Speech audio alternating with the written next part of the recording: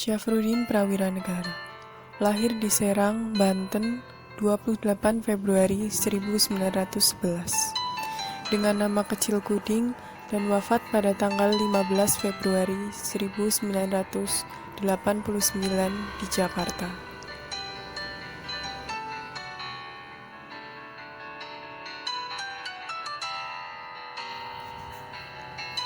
Berikut adalah catatan perjalanan pendidikan beliau.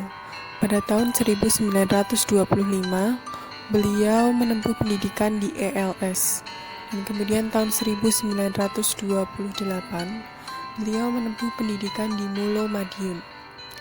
Kemudian pada tahun 1931, beliau menempuh pendidikan di AMS Bandung.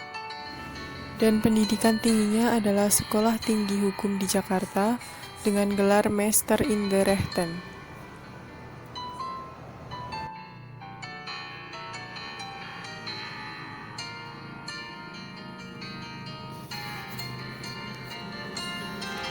Beliau menjabat sebagai Kepala Pemerintahan Republik Indonesia pada Desember 1948. Beliau mendapat mandat dari Soekarno yang ditawan oleh Belanda. Di tengah kekosongan pemerintahan, Syafruddin membentuk Pemerintahan Darurat RI, atau yang lebih dikenal dengan PDRI di Sumatera. Walau hanya 9 bulan, PDRI mampu mengembalikan citra Indonesia di mata dunia. Dan kala itu, Syafruddin yang menjabat sebagai Perdana Menteri mempelopori adanya PRRI, atau Pemerintahan Revolusioner Republik Indonesia.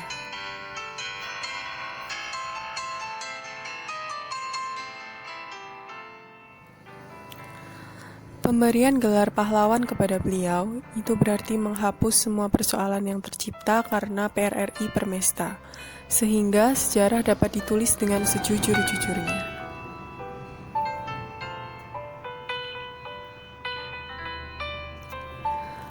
Pada 19 Desember 1948, Belanda pada agresi militer II menawan Soekarno dan Hatta beserta beberapa menteri. Soekarno memberikan mandat pemerintahannya kepada Syafruddin Prawiranegara yang kala itu menjabat sebagai Menteri Kemakmuran di Bukit Tinggi. Lalu lahirlah PDRI atau Pemerintahan Darurat Indonesia pada tanggal 22 Desember 1948. Pada tanggal 23 Desember 1948, Syafruddin berpidato dan mengecam Belanda bahwa Indonesia tidak bergantung pada Soekarno dan Hatta. Maka, sejak saat itu PDRI musuh nomor 1 yang dicari Belanda.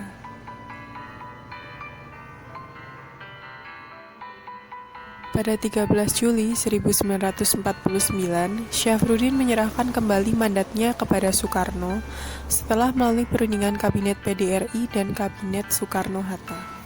Tetapi kisah heroik pemerintahan PDRI dalam beberapa rezim terlihat dikucilkan bahkan dilupakan.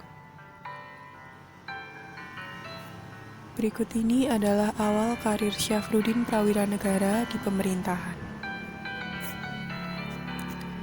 Beliau menjabat sebagai Menteri Keuangan sejak zaman kolonial Belanda dan Jepang. Baru setelah itu, ia terjun ke dunia politik pada awal kemerdekaan. Pada Kabinet Syahrir II, Syafruddin menerima pinangan sebagai Menteri Muda Keuangan.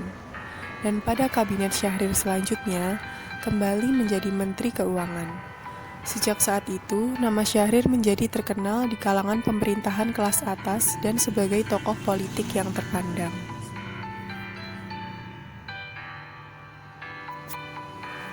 Syafruddin Prawiranegara banyak menorehkan tinta emas pada saat ia menjabat sebagai Menteri Keuangan dan menyelamatkan negara dari krisis moneter pada tahun 1950.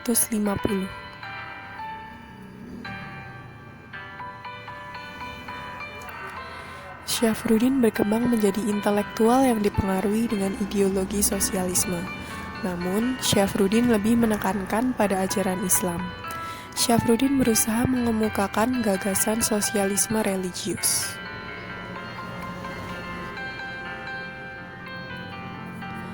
Di sisa usianya, ia memilih untuk berdakwah sebagai pengisi hari-harinya. Namun, pemerintah Orde Baru sepertinya masih menyimpan dendam.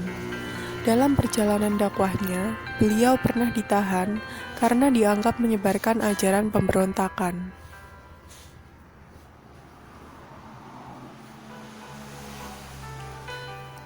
Sekian yang dapat saya sampaikan. Terima kasih untuk semua yang sudah mendengarkan. Semoga apa yang saya sampaikan tadi kalian dapat mengerti dan memahami.